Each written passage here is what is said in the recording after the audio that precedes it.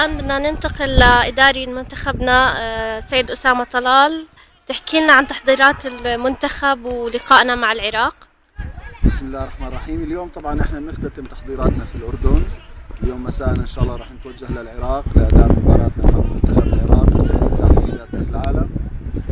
منتهى الجاهزية، منتهى الحماس، اللاعبين متحمسين. نتمنى ان شاء الله انه ربنا يوفق اللاعبين لاستهلال طيب في تصفيات كأس العالم، خصوصا انه احنا الدور القادم ما سبق ان تأهلنا له، والمباراة اللي هي امام منتخب العراق ومنتخب الصين راح تكون ذو اهمية كبيرة للانطلاق والاستمرار في هذه التصفيات بروح عالية وتشجيع منقطع النظير ان شاء الله من جمهورنا الاردني، اللي نتمنى انه يتواجد يوم الثلاثاء القادم امام منتخب الصين، لانه المباراة ايضا راح تكون جدا مهمة.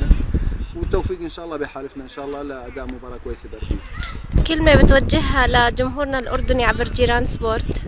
والله احنا دائما جمهورنا الاردني عودنا انه يوقف خلف المنتخب. امام منتخب اندونيسيا ما كان في جمهور كبير. نتمنى ان شاء الله امام المنتخب الصيني انه الجمهور يحضر بقوه. بتعرفي حضرتك يوم ما حضر جمهورنا في مباراه نيبال الاولى كانت النتيجه باهره. نتمنى من الجميع التواجد. المباراه يوم الثلاثاء على استاد عمان الساعه 7 مساء.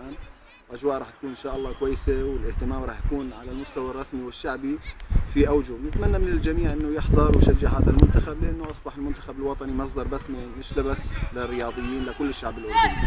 إن شاء الله. بتحب تضيف كلمة تانية؟ شكرا لكم لمتابعتك. نتمنى دائما وسائل الاعلام يتابعوا هذا المنتخب، لانه الاعلام جزء جدا اساسي ومهم للكره وللرياضه بشكل عام.